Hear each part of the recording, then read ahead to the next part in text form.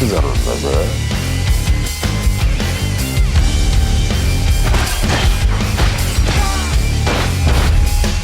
Hello everybody and welcome to Amphlett Reviews, back with another Japanese deep dive and continuing on with the Graveyard of Honor double bill. I've reviewed the original recently, Kenshi Fukasaku's original 1975, which is already on the channel. As you've already watched that video potentially, I wasn't the biggest fan of that film unfortunately, and I decided to dive into the remake, which is by Takashi Miike, released in 2002. This is a very appropriate director to the material of the original 1975. In fact, this director has done Audition, which is a really great kind of new wave, kind of Japanese kind of like horror, very suspenseful, very dreadful. He also did One Missed Call, which is something I also really liked. As far as I'm aware of, I've been told those are his two kind of mainstream kind of entries essentially. A lot of his really kind of gnarly stuff is Ichi the Killer and a lot of the kind of like, you know, Dead or Alive movies. So there's a lot of his movies I've yet to still check out, and hopefully down the line I'll check out a few more of his. And I know this one is a bit more in line of his other movies, but still a bit more retained compared to something like I've, you know, as previously mentioned. Having that in mind and seeing two of his previous films, I had a bit of a sense and an idea of where this film was going to try and go for, and being the fact this film was going to be set in post-World War II, going to be set during the kind of the middle of the 80s, and it's a longer film. It's an extra like, you know, 40 minutes. It's a 2-hour and 10-minute film versus the 90-minute feature that the original was. So I wasn't sure what to expect of this. I knew this would be still 18 rated. I knew this would be violent. I knew this would be a character which I did not like in the original. I was just hoping and, you know, kind of thinking maybe he will approach the material a little differently. Maybe the structure will be a little better. Maybe the kind of violence and the kind of nature of the films in terms of following a sociopath, you know, and a complete mental case based off a real life Yakuza boss would be a different take on it, and maybe a bit more interesting to kind of explore. Unfortunately, that wasn't the case.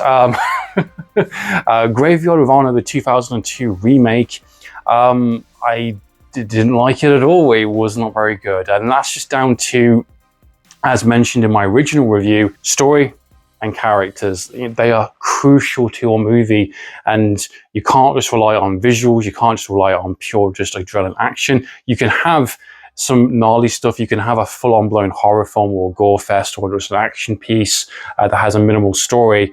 But for these types of films, these just essentially this double bill that I did, you know, you've got two very kind of influential directors of their peak of their careers, essentially very important to their kind of, you know, their time frame and what they were doing in terms of the remake. This is part of the new Japanese new wave of kind of movies, and this is very much in line of his kind of, you know, take on characters and storylines and violence, and this film is definitely quite violent for sure, and very, very nasty. My problem with this film, well, one is too long. It's an extra 40 minutes compared to what the original was. It's short to get through, and not in the sense of how the film's being made, because I think the filmmaking is actually pretty good. I actually quite like the style of the film. I think it has a better structure potentially compared to the original did, but I think it becomes a case of you've got a slower movie with the same character doing the same kind of gnarly stuff, very, very kind of, you know, stabbing people in public and raping women just because he feels like, yeah, this character and this, again, this interpretation of this person, you know, in fact, he did all these things in real life based on the material and the book and the novelization. You know, it's pretty shocking, and it's a hard pill to swallow when you're watching a nearly 2-hour plus movie, or even an hour and a half movie of this character, and the same things happened again, which I did not like, in terms of, you know, you're following this character which is so unbelievable and so unredeemable and so horrible and just despicable to watch, and you're seeing him kind of stabbing people in public, you know, humiliating other people, raping women, to the point of like even having a rape victim have a romantic kind of back and forth, which is kind of really shocking. The courage to say no or to ask for help or to seek kind of other guidance in this line.